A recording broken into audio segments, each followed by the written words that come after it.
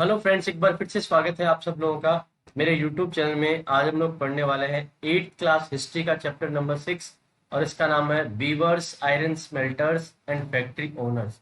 इस चैप्टर में हम लोग जानने वाले हैं इंडिया में जितने भी लोग जो कि कॉटन आदि कपड़ों को बुना करते थे, जिन्हें वीवर्स कहते थे, और आयरन स्मेल्टर्स जो आयरन और स्टील का काम किया करते थे। उसके साथ साथ में बहुत सारे लोग ऐसे थे जो फैक्ट्री ओनर्स थे। उन सब के बारे में हम लोग बहुत ही शानदार तरीके से आज पढ़ने वाले हैं। चलो करते हैं इस शानदार वीडियो की शुरुआत। इस चैप्टर में हम लोग ये जानने वाले हैं कि ब्रिटिश रूल के दौरान हमारे यहाँ पे जितनी भी क्राफ्ट और इंडस्ट्रीज है, उनका मुख्य फोकस किस चीज पे रहा। अगर मैं बात करूं, यहाँ पे तो दो इंडस्ट्रीज ऐसी है जिस पे मुख्य फोकस रहा। उनमें से पहली है टेक्सटाइल की और दूसरी है आयरन और स्टील की। मॉडर्न वर्ल्ड के अंदर जब इंडस्ट्रियल रेवोल्यूशन हो रहा था तो उसके लिए बहुत ही क्रूशियल या इंपॉर्टेंट थी। अगर मैं बात करूं कि कॉटन टेक्सटाइल में जब मैकेनाइज्ड प्रोडक्शन होने लगा, कि मशीनों के द्वारा जब प्रोडक्शन होने लगा, तो ब्रिटेन जो है इस काम के अंदर सबसे आगे रहा 19th सेंचुरी में। और जब आयरन और स्टील इंडस्ट्री धीरे धीरे 1850 से ग्रो करने लगी, तो ब्रिटेन को वर्ल्ड का वर्कशॉप भी इसके कारण से कहा जाने लगा। ब्रिटेन में जो इंडस्ट्रियलाइजेशन है उसका हमारे इंडिया में उन्होंने जितनी भी कॉन्केस्ट की है और कोलोनाइजेशन किया है, उससे बहुत अधिक कनेक्शन है। तो वो क्या कनेक्शन है वो हम लोग अब देखने वाले हैं। चैप्टर 2 में आप लोग पढ़ चुके हैं किस प्रकार से ईस्ट इंडिया कंपनी जो है उसका इंटरेस्ट ट्रेड में था। धीरे धीरे उन्होंने यहाँ पे जितनी भी टेरिटरीज थी उनको हथियाना शुरू कर दिया, और धीरे धीरे उनका जो ट्रेड वाला सिस्टम है वो किस प्रकार से बदल गया। लेट 18th सेंचुरी में कंपनी जो कि इंडिया से गुड्स को खरीदा करती थी और उन्हें इंग्लैंड और यूरोप आदि जगह पे एक्सपोर्ट किया करती थी, और इसके द्वारा बहुत अधिक मुनाफा कमाया करती थी। लेकिन इंडस्ट्रियल प्रोडक्शन के बढ़ने के बाद में ब्रिटिश इंडस्ट्रियलिस्ट जो हैं उन्होंने देखा कि इंडिया जो है एक बहुत बड़ा मार्केट है इंडस्ट्रियल प्रोडक्ट्स के लिए, और धीरे धीरे उन्होंने यहाँ पे जितने भी प्रोडक्ट्स ब्रिटेन के अंदर बनते थे उनकी बाढ़ यहाँ पे ला दी। इसका मतलब ब्रिटेन में जितने भी प्रोडक्ट्स बनते थे वो बहुत अधिक मात्रा में यहाँ पे इंपोर्ट होने लगे। इससे इंडियन जितने भी क्राफ्ट्स थे, इससे जितने भी इंडियन क्राफ्टमैन थे और इंडस्ट्रीज थे, उन पे बहुत अधिक प्रभाव पड़ा। उन पे क्या प्रभाव पड़ा ये सारा हम लोग देखने वाले हैं। इंडियन टेक्सटाइल और वर्ल्ड मार्केट। अगर टेक्सटाइल प्रोडक्शन की हम लोग बात करें तो लगभग 1750 के आसपास में ब्रिटिश ने बंगाल को कॉन्कर कर लिया था, जो कि कॉटन टेक्सटाइल में वर्ल्ड का लार्जेस्ट प्रोड्यूसर था। इंडियन टेक्सटाइल जो थी वो अपनी फाइन क्वालिटी के लिए और उनका बहुत ही शानदार क्राफ्टमैनशिप जो था उसके लिए पूरी दुनिया में प्रसिद्ध थी। वो साउथ ईस्ट एशिया, जावा, सुमात्रा, पेनांग, वेस्ट और सेंट्रल एशिया में बहुत अधिक ट्रेड की जाती थी। और 16th सेंचुरी की अगर हम लोग बात करें तो यहाँ पे जितनी भी यूरोपियन ट्रेडिंग कंपनीज है उन्होंने इंडियन टेक्सटाइल्स को खरीद के यूरोप में सेल कर दिया। और इसी के साथ साथ में उस समय इंडिया का जो ये ट्रेड है क्राफ्टमैनशिप का और इंडियन वीवर्स का है वो बहुत अधिक लंबा चला। इसी के कारण यहाँ पे उन लोगों की लैंग्वेज में कुछ ऐसे वर्ड्स आ गए जो हमारे क्राफ्टमैनशिप से जुड़े हुए हैं, जो आज भी वहां पे प्रचलन में हमें देखने को मिलते हैं। यूरोपियन ट्रेडर्स को सबसे पहले फाइन क्वालिटी का जो कॉटन क्लॉथ है वो जो कि इंडिया में तैयार होता था, वो अरब मर्चेंट्स जो कि मोसूल में हैं, जो कि इस समय इराक में है, वहां से प्राप्त हुआ। और उसके बाद में उन्होंने इस टेक्सटाइल का नाम दे दिया मुस्लिन, जो एक वर्ड है। मुस्लिन एक ऐसा वर्ड है जिससे बहुत अधिक मुनाफा लोगों ने कमाया। पोर्चुगीज जब पहली बार इंडिया में आए तो वो मसालों की तलाश में यहाँ आए थे, और वो कैलिकट जो कि केरला में है, साउथ वेस्ट इंडिया की कोस्ट के पास में वहां पहुंचे। वहां पे उन्हें कॉटन टेक्सटाइल्स हैं वो मिली, जिसे वो यूरोप लेके गए, और उसी के साथ साथ में स्पाइसेस को भी वो लेके गए। और ये जो टेक्सटाइल जो वो लेके गए थे उसे उन्होंने कैलिको कहा, जो कि नाम कैलिकट से निकला था। और धीरे धीरे कॉटन टेक्सटाइल के लिए एक कॉमन नाम बन गया कैलिको।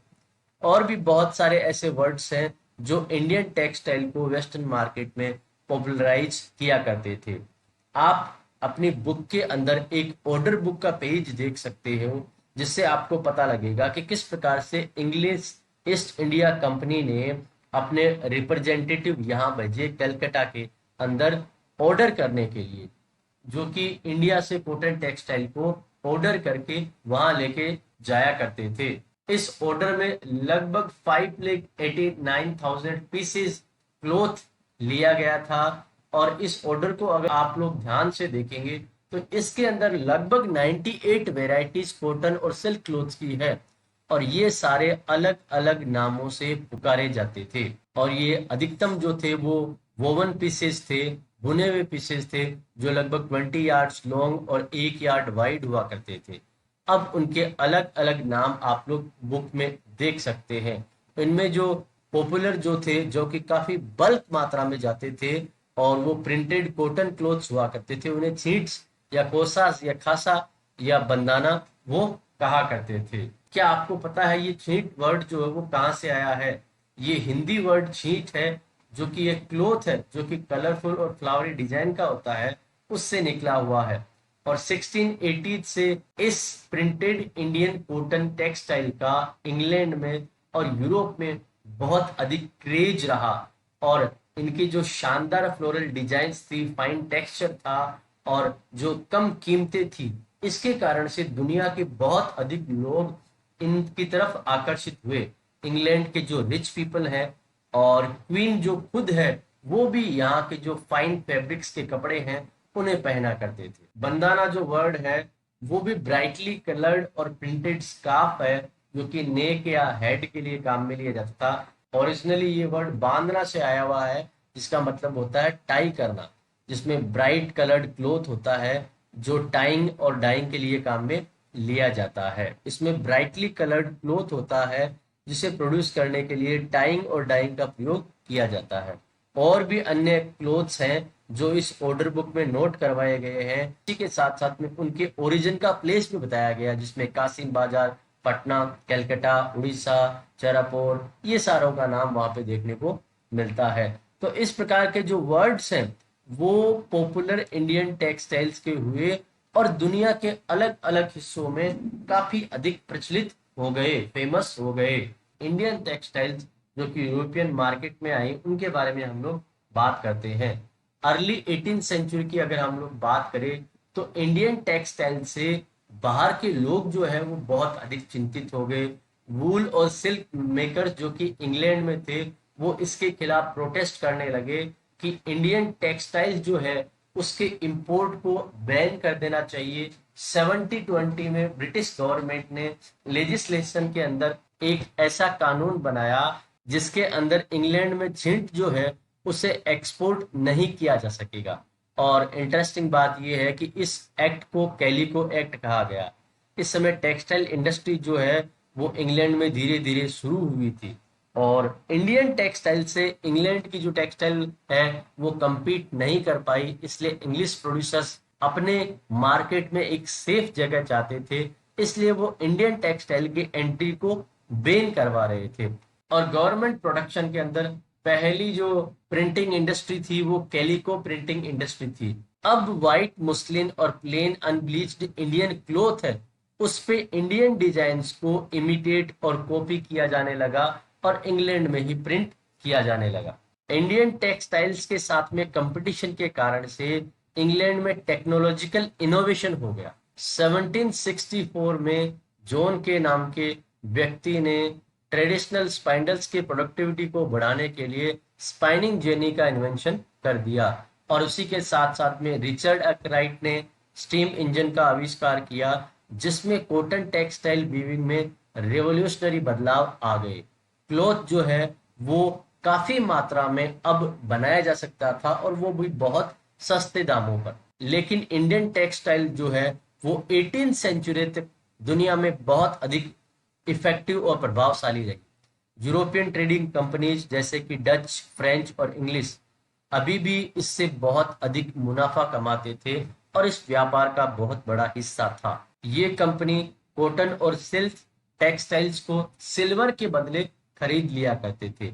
लेकिन जैसा कि आपने देखा, ईस्ट इंडिया कंपनी बंगाल में पावर में आ गई, तो अब इनको अपने यहाँ से कोई भी प्रीशियस मेटल्स को लाने की जरूरत नहीं थी इंडियन गुड्स को खरीदने के लिए।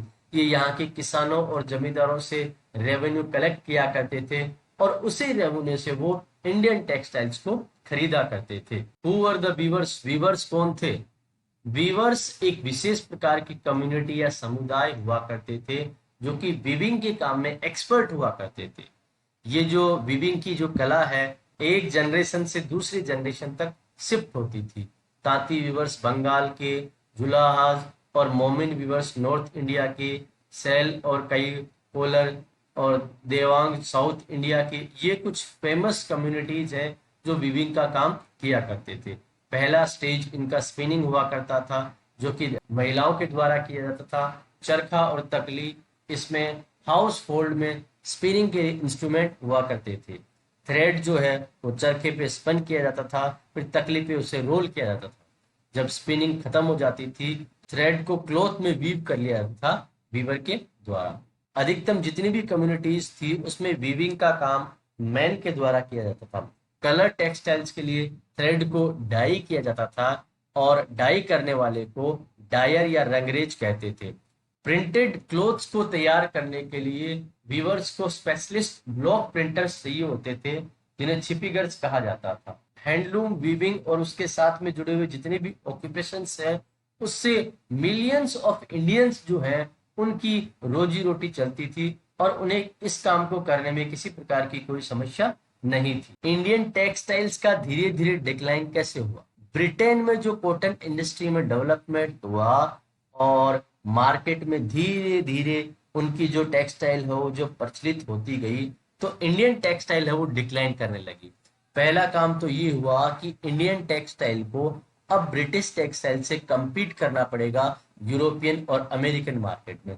दूसरी बात ये रही कि टेक्सटाइल को इंपोर्ट करना अब थोड़ा मुश्किल हो गया था, क्योंकि अंग्रेजों ने हमारे टेक्सटाइल पे बहुत अधिक टैक्सेस लगा दिए थे, तो हमारा टेक्सटाइल बाहर जाने पे बहुत अधिक महंगा हो जाता था। जबकि वहां से इंपोर्ट करने में टेक्सटाइल्स पे हैवी ड्यूटीज नहीं थी, तो उनका टेक्सटाइल बहुत अधिक सस्ता होने लगा। 19th सेंचुरी तक इंग्लिश ने कॉटन टेक्सटाइल बनाया और धीरे धीरे मार्केट से इंडियन टेक्सटाइल को बाहर कर दिया, जो कि अफ्रीका, अमेरिका और यूरोप में बहुत अधिक चला करता था। हजारों की संख्या में वीवर्स जो हैं वो बेरोजगार हो गए और बंगाल के जो वीवर्स हैं वो सबसे अधिक प्रभावित रहे। इंग्लिश और यूरोपियन कंपनीज ने इंडियन गुड्स को, टेक्सटाइल्स को अब खरीदना बंद कर दिया, एजेंट्स को एडवांस और पैसा देना बंद कर दिया। इस प्रकार से बहुत सारे जो वीवर्स हैं उन्होंने गवर्नमेंट को एप्लीकेशंस और पिटीशंस लिखे ताकि उनकी हेल्प की जा सके, लेकिन गवर्नमेंट ने उनकी कोई सुनवाई नहीं की। अभी और भी मुश्किल परिस्थितियों का सामना करना बाकी था। 80-30 की अगर हम लोग बात करें तो ब्रिटिश का जो कॉटन है जो कि बहुत सस्ता था, वो इंडियन मार्केट्स में बहुत अधिक मात्रा में आ गया और धीरे धीरे इंडियन लोग इसे खरीदने लगे, जो कि इंग्लैंड में बना हुआ था। इससे यहाँ के जो स्पेशलिस्ट वीवर्स हैं, उसके साथ साथ में स्पिनर्स हैं, वो सारे प्रभावित हो गए। गांव में रहने वाले रूरल वुमेन और मैन जो है वो इस काम से अपना जीवन यापन करते थे। उनके पास किसी प्रकार का कोई काम नहीं रहा, वो भूखे मरने लगे। लेकिन अभी भी कुछ काम ऐसे थे जो वो कर सकते थे। कुछ विशेष प्रकार की हैंडलूम वीविंग है जो अभी भी यहाँ चल रही थी, क्योंकि वो जो काम था वो मशीनों से नहीं हो सकता था और मशीनें जो हैं वो साड़ी या इंट्रिकेट बॉर्डर्स, क्लोथ्स और ट्रेडिशनल वीविंग है वो नहीं कर पाती थी। और इन सब चीजों की डिमांड ना केवल इंडिया में बल्कि बाहर जो है वो भी बहुत अधिक थी। और ब्रिटेन के लोग जो हैं वो इस प्रकार के प्रोडक्ट पे फोकस भी नहीं करना चाहते थे। Cotton mills come up. Cotton mills कैसे यहाँ पे आई? फर्स्ट कॉटन मिल जो इंडिया में थी वो बॉम्बे में सेट की गई, जो कि 1854 में की गई थी। अर्ली 19th सेंचुरी की अगर हम लोग बात करें तो बॉम्बे जो है वो एक इम्पोर्टेंट एक्सपोर्ट सेंटर के रूप में डेवलप हो गया, जहाँ पे रो कॉटन जो है वो इंडिया से इंग्लैंड और चाइना जाने लगा। ये जो एरिया है वास्ट ब्लैक सोइल ट्रैक्ट जो कि वेस्टर्न इंडिया में है उसके नजदीक था, जहां पे कॉटन काफी मात्रा में उगाया जाता था। और जब कॉटन टेक्सटाइल मिल्स वहां पे बनी तो उन्हें आसानी से रॉ मटेरियल मिलने लगा, और 1900 तक 84 मिल्स जो है वो बॉम्बे में स्टार्ट हो चुकी थी। उनमें से बहुत सारी मिल्स पारसी लोगों के द्वारा, बहुत सारी गुजराती बिजनेसमैन के द्वारा शुरू की गई थी, और ये साथ ही साथ चाइना से ट्रेड करने लगे थे। और भी अन्य सिटीज में भी इस प्रकार की मिल बनाई जाने लगी। अहमदाबाद में पहली मिल 1861 में स्टार्ट हुई, और उसी की एक साल बाद में कानपुर जो कि यूनाइटेड प्रोविंसेस है वहां पे भी मिल हमें देखने को मिली। कॉटन मिल्स की ग्रोथ के कारण से लेबर की डिमांड बढ़ गई। हजारों की संख्या में गरीब किसान, आर्टिसंस और एग्रीकल्चर लेबरर्स जो थे वो सिटीज में इन मिल्स की तरफ मूव करने लगे। पहले डिकेड की अगर हम लोग बात करें तो ये टेक्सटाइल फैक्ट्री इंडस्ट्री इंडिया में है, उसे बहुत समस्याओं का सामना करना पड़ा, और उन्हें मार्केट में जो टेक्सटाइल जो कि बहुत अधिक सस्ता आ रहा था उससे compete करना पड़ा। बहुत सारी कंट्रीज ऐसी थी जहां पे गवर्नमेंट ने इंडस्ट्रियलाइजेशन को सपोर्ट किया और बहुत अधिक हैवी ड्यूटीज यहाँ पे इंपोर्ट पे लगा दी, तो यहाँ पे भी समस्याओं का सामना करना पड़ा। इसके कारण से छोटी छोटी जो इंडस्ट्रीज थी वो लगभग खत्म हो गई, और कॉलोनियल गवर्नमेंट इंडिया में जो थी उन्होंने धीरे धीरे इस तरह की लोकल इंडस्ट्रीज को प्रोटेक्ट करना बंद कर दिया। इंडिया में प्रोड्यूस होने वाले जो कॉटन फैक्ट्री के डेवलपमेंट में जो उछाल देखने को मिलता है वो हमें फर्स्ट वर्ल्ड वार के दौरान देखने को मिलता है, क्योंकि उस समय ब्रिटेन से आने वाले टेक्सटाइल जो था वो बंद हो गया और इंडियन फैक्ट्रीज को बुलाया गया ताकि मिलिट्री सप्लाईज के लिए वो टेक्सटाइल्स को दे सके। अब टीपू सुल्तान की तलवार और उनकी विड स्टील के बारे में हम लोग बात करते हैं। जब हम इंडियन स्टील और आयरन की मेटलर्जी के बारे में बात करते हैं तो सबसे पहले टीपू सुल्तान का नाम आता है, जो मैसूर में लगभग 1799 तक राज किया और उन्होंने ब्रिटिश लोगों से 4 बार लड़ाई की, और वो अंत में लड़ते लड़ते ही मर गए। टीपू सुल्तान की जो लिजेंडरी स्वॉर्ड है वो इंग्लैंड के म्यूजियम में आज भी रखी हुई है। लेकिन क्या आप लोग जानते हैं कि ये स्वॉर्ड जो तलवार है वो क्यों विशेष है? इस तलवार की जो धार जो थी वो बहुत ही तेज और तीखी थी, विरोधी के आर्मर को ये आराम से काट सकती थी। ये एक विशेष क्वालिटी के स्टील से बनी हुई थी जिसे वुड्स कहा जाता है, जो कि साउथ इंडिया में प्रोड्यूस किया जाता था। वुड स्टील जब तलवारों में कन्वर्ट किया जाता था तो इसकी एज जो है वो बहुत शार्प हो जाती थी और फ्लोइंग वाटर पैटर्न जैसी ये दिखाई देती थी। ये पैटर्न जो है वो बहुत ही छोटे कार्बन क्रिस्टल्स हैं, जब वो आयरन में इम्बेड किए जाते हैं तब हमें देखने को मिलता है। फ्रांसिस बुचानन जो कि मैसूर आए थे 1800 में टीपू सुल्तान की डेथ के एक साल बाद में, उन्होंने इस टेक्निक के बारे में पता किया जिससे वुड स्टील का निर्माण होता है। उन्होंने यहाँ पे हंड्रेड्स की संख्या में स्मेल्टिंग फर्नेस देखे मैसूर के अंदर। इन फर्नेस के अंदर में आयरन को चारकोल से मिक्स किया जाता है और छोटे छोटे क्ले पॉट्स में डाला जाता था, और टेम्परेचर को काफी अधिक मात्रा में कंट्रोल करने के बाद में ये स्मेल्टर्स जो है स्टील को तैयार करते थे। उसी से वो तलवार बनाई जाती थी जो कि वेस्ट और सेंट्रल एशिया में भी जाती थी। वुड्स एक ऐसा एंग्लिसाइज्ड वर्जन है कनाडा वर्ड का जिसे उक्कू कहा जाता है, तेलुगु में इसे हुक्कू और तमिल और मलयालम में इसे उरुक्कू कहा जाता है, और वास्तव में इसका मतलब होता है स्टील। लेकिन ये स्टील से थोड़ा सुपीरियर क्वालिटी या उससे और अधिक बेहतर हुआ करता था। इंडियन वुड स्टील जो है उन्होंने यूरोपियन साइंटिस्ट को भी काफी आकर्षित किया अपनी तरफ। माइकल फेराडे है जो कि लीजेंडरी साइंटिस्ट है, उन्होंने इलेक्ट्रिसिटी और इलेक्ट्रोमैग्नेटिज्म की खोज की थी। उन्होंने लगभग 4 साल यहाँ पे स्टडी किया इंडियन वुड्स को। लेकिन वुड स्टील मेकिंग प्रोसेस जो है वो साउथ इंडिया में काफी अधिक मात्रा में जाना जाता था, लेकिन मिड 19th सेंचुरी तक ये कंप्लीटली लॉस्ट हो गया। क्या आप समझ सकते हैं कि ऐसा क्यों हुआ कि स्वॉर्ड्स और आर्मर मेकिंग इंडस्ट्री जो थी वो इंडिया में ब्रिटिश लोगों के कॉन्केस्ट करने के बाद में खत्म हो गई, और उसके बाद में आयरन और स्टील जो है वो इंग्लैंड से आने लगा और यहाँ का आयरन और स्टील जो है वो किसी काम का नहीं रहा।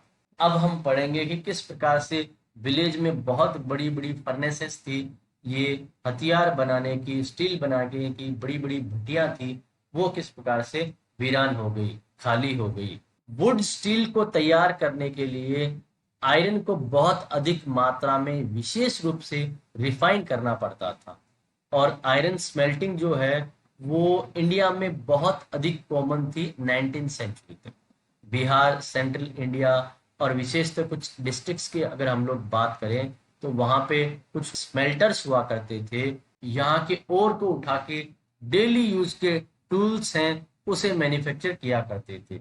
ये जो फर्नेस है ये क्ले और सन ड्राइड ब्रिक से बने हुए होते थे। स्मेल्टिंग जो है वो मैन और वुमेन के द्वारा की जाती थी, जिसमें चारकोल का भी प्रयोग किया जाता था। लेट 19th सेंचुरी की अगर हम लोग बात करें तो धीरे धीरे आयरन स्मेल्टिंग की जो क्राफ्ट है वो डिक्लाइन हो गई, पतन की तरफ जा रही थी, खत्म हो रही थी।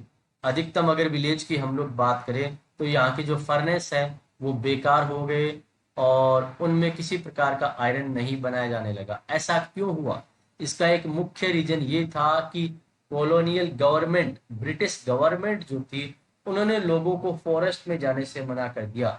अगर लोग फॉरेस्ट में नहीं जाएंगे उन्हें वुड कहाँ से मिलेगी और उसी के साथ साथ में उन्हें आयरन और कहाँ से मिलेगा। और अगर वो गैर कानूनी तरीके से फॉरेस्ट में जाते हैं तो ऐसा करना उनके लिए बहुत ही मुश्किल था। तो धीरे धीरे लोगों ने इस काम को छोड़ दिया। कुछ एरियाज में गवर्नमेंट ने लोगों को इसकी परमिशन दे दी थी, लेकिन उसके लिए बहुत अधिक मात्रा में टैक्सेस लगते थे और इन टैक्सेस को चुकाना लोगों के लिए बहुत बड़ा मुश्किल काम था। इससे लोगों की इनकम घट गई और धीरे धीरे 19th सेंचुरी तक आयरन और स्टील की ये जितनी भी फर्नेस थी वो धीरे धीरे खत्म होने लगी और ब्रिटेन से ये आयरन और स्टील इंपोर्ट होने लगा। इंडिया के अंदर जितने भी आयरन स्मिथ थे वो बाहर का आयरन अब काम में लेने लगे और उनसे यूटेंसिल्स और इम्प्लीमेंट्स बनाने लगे। इसी के कारण से यहाँ के लोकल स्मेल्टर्स के द्वारा जो आयरन बनाया जाता था उसकी डिमांड बहुत अधिक कम हो गई और अर्ली 20th सेंचुरी तक यहाँ के जितने भी आर्टिशंस थे वो आयरन और स्टील को बनाने में बहुत अधिक समस्याओं का सामना कर रहे थे। किस प्रकार से आयरन और स्टील फैक्ट्री जो कि इंडिया में बनी उसके बारे में हम लोग पढ़ते हैं। ये 1904 की बात है। अप्रैल के हॉट मंथ में चार्ल्स वेल्ड नाम का एक अमेरिकन जियोलॉजिस्ट और उसी के साथ साथ में दोराबजी टाटा, जो कि जमशेदजी टाटा के सबसे बड़े सन थे, वो छत्तीसगढ़ में ट्रेवल कर रहे थे और आयरन ओर के डिपॉजिट को ढूंढ रहे थे। वो कई महीनों तक यहाँ वहां घूमते रहे और वो इंडिया में एक नए तरीके का आयरन और स्टील प्लांट जो है वो लगाना चाहते थे। जमशेदजी टाटा ने डिसाइड कर लिया था कि वो अपनी धन का अधिकतम पैसा इस आयरन और स्टील इंडस्ट्री को बनाने में लगाएंगे, लेकिन इसे करने के लिए उन्हें एक ऐसे सोर्स की जरूरत थी जहां पे फाइन क्वालिटी का आयरन ओर आसानी से उपलब्ध हो सके।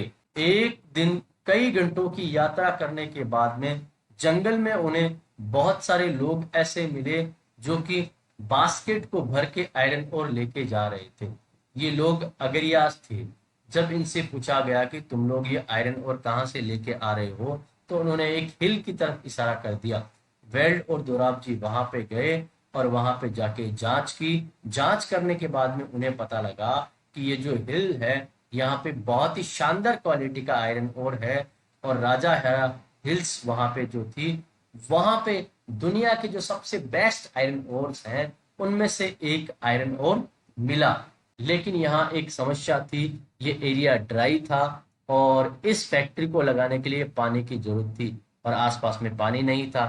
टाटा लोगों ने सोचा कि वो एक अन्य स्थान की तलाश करेंगे ताकि वहां फैक्ट्री बना सके और अगरियास लोगों ने उनकी इस काम में सहायता की और उसी के साथ में उन्होंने भिलाई स्टील प्लांट की स्थापना की। कुछ ही ईयर्स में यहाँ पे बहुत अधिक मात्रा में फॉरेस्ट को साफ किया गया और सुवर्णरेखा जो रिवर है उसके किनारे पे उन्होंने फैक्ट्री डाली और यहाँ पे एक इंडस्ट्रियल टाउनशिप बनाई जिसका नाम जमशेदपुर रखा। यहाँ पे अच्छी मात्रा में आयरन ओर मिलने लगा और यहाँ पे उन्होंने TISCO Tata iron and steel company की स्थापना की, जो कि 1912 में स्टील को प्रोड्यूस करने लगी।